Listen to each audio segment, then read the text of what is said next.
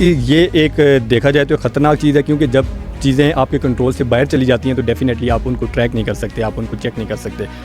حکومت یہ ضرورت کیوں محسوس کرتی ہے کہ وی پی این ہونا ہی چاہیے لیکن ویریفائڈ یا آتھورائزڈ ہونا چاہیے؟ اگر اس کو سرے سے ہی ختم کر دیا جائے کہ ہمارے یہاں کیونکہ ہم ایک سیکیورٹی اسٹیٹ ہیں، یہاں پہ بہت سارے جیسے ہم نے مہاجرین کو یہاں پہ پناہ دی اور اس طرح کے بہت سارے مسائل ہوتے ہیں، اس صورت میں پھر ایسے لوگ جو رجسٹرڈ ڈیوائسز نہیں ہوتی،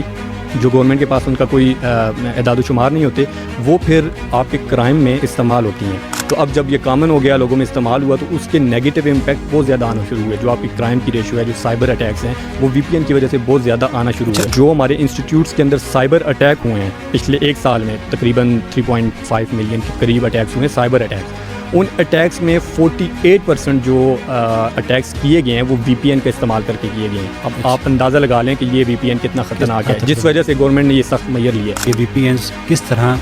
دہشت گردی کے لیے استعمال ہو سکتے ہیں یا سائبر سیکیورٹی کے لیے، جیسے ہم کہتے ہیں کہ یہ بہت بڑا خطرہ ہے؟ اب اس کے لیے جو ایسے لوگ ہوتے ہیں جو سائبر اٹیک میں انوالو ہوتے ہیں، تو ان کے لیے ایک طرح سے یہ کہہ لیں کہ وی پی این ان کا ایک ڈیفینس ہے، وہ وی پی این کا استعمال کرتے ہیں۔ کتنے حد تک اگر یہ رجسٹرڈ وی پی این استعمال شروع ہو جاتا ہے اور حکومتی سطح پر اس پہ سختی ہوتی ہے، آپ کو کیا لگتا ہے کہ کتنے حد تک اسکیمس میں، یہ سائبر اٹیکس میں، ساری چیزوں میں کمی آئے گی، یا ہماری سوشل سیکورٹی یا سائبر سیکورٹی کس حد تک سیکیور ہوتی ہے، یا وہ کون کون سے ممالک ہیں جہاں پہ فائر وال کے اوپر یا آتھرائزیشن، وی پی این کا آتھرائزیشن کے اوپر کام ہوا ہے؟ دیکھو، انڈیا کے اندر باقاعدہ طور پہ اس کے اوپر قانون سازی ہوئی ہے، اور انڈیا نے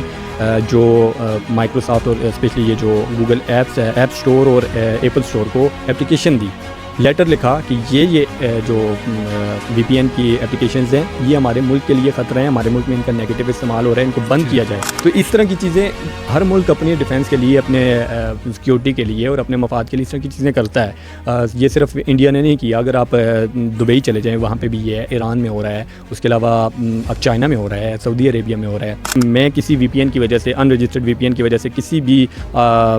مسئلے میں پھنس جاتا ہوں، تو گورنمنٹ تو مجھے کہے گی کہ یہ تو ہمارے پاس رجسٹرڈ ہی نہیں ہے، تو میں خود ذمہ دار ہوں اس چیز کا، تو اس لیے رجسٹرڈ ہونے کی وجہ سے پھر اس کی ساری ذمہ داری گورنمنٹ کے اوپر پڑ جائے گی۔ پاکستان کی جو ڈیجیٹل خود مختاری ہے اس کو محفوظ کرنے کے لیے کون سے اقدامات ہیں جو حکومتوں کو فوری کرنا چاہیے، اور نوجوانوں کو اس میں کیا حصہ